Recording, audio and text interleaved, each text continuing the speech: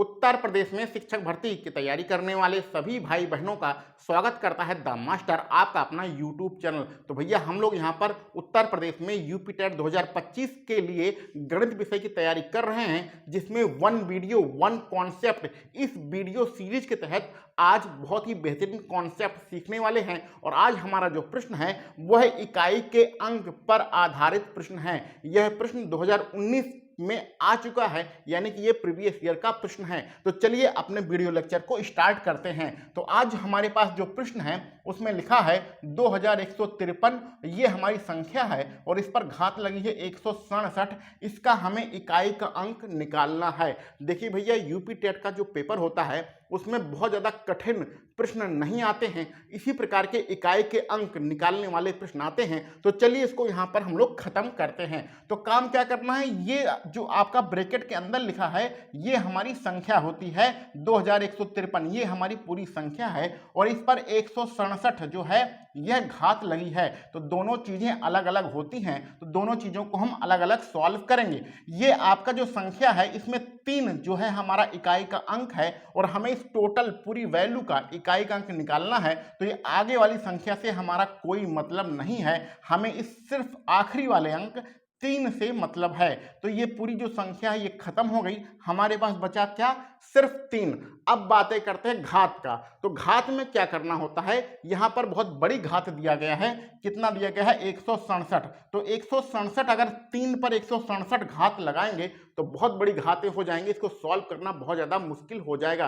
तो घातों में क्या करते हैं कि इसको छोटा बनाते हैं और छोटा बनाने के लिए क्या करते हैं भैया, इसमें 4 का भाग देते हैं। तो मौखिक भी आप 4 का भाग दे सकते हैं। 167 में आपका 3 शेष बचेगा, साफ साफ दिख रहा है, लेकिन बहुत लोग भाग देने में ही गलती करते हैं, इसलिए इसको यहां पर हम भाग देकर समझा देते हैं। 4 का भाग 16 में देंगे, 4 बार जाएगा, ये 16 बार रहेगा, पूरा कैंसिल हो जाएगा, यहां पर बचेगा 7।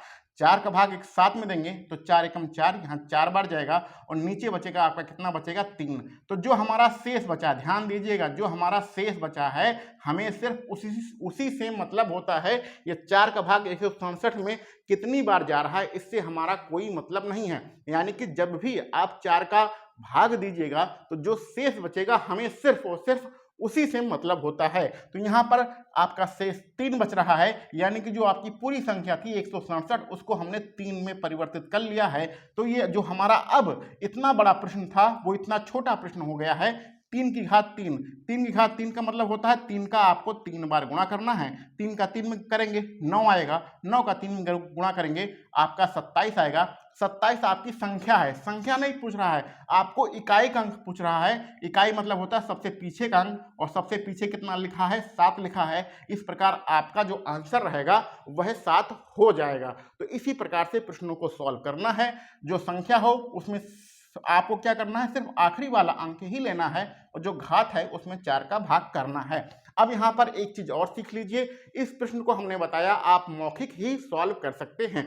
तो इसको नोट कर लीजिएगा कि अगर ये जो संख्या है हमारी, ये जो ब्रैकेट के अंदर वाली संख्या कहलाती है और यहाँ ऊपर घात कहलाती है।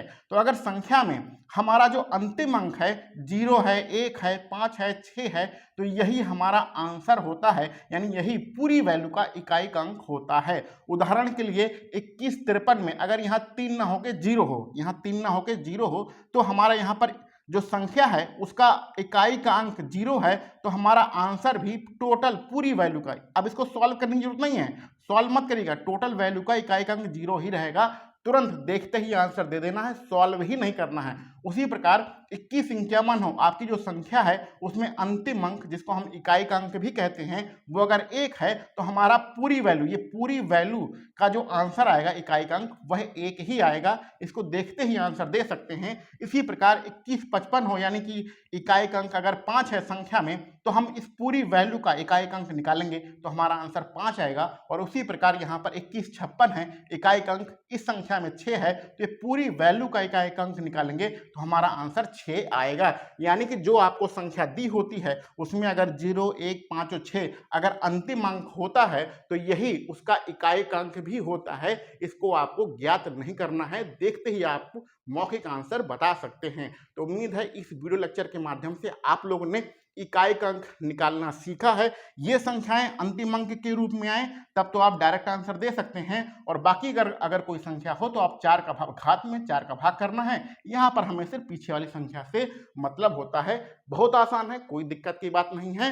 रोज हम लोग एक वीडियो लेकर आते हैं और उस वीडियो में एक कॉन्सेप्ट क्लियर करते हैं, एक ट्रिक सीखते हैं। तो उम्मीद है आपने आज इकाई का अंक बहुत अच्छे तरीके से सीख लिया होगा। इसी प्रकार का प्रश्न अगर आपके पेपर में आता है तो वह गलत नहीं होगा, इसकी संभावना, गलत होने की संभावना अब ना के बराबर है। तो चलिए मिलते हैं अगले वीडियो लेक्चर में कुछ नए कॉन्सेप्ट के साथ। आप सभी लोगों को वीडियो देखने के लिए बहुत बहुत धन्यवाद।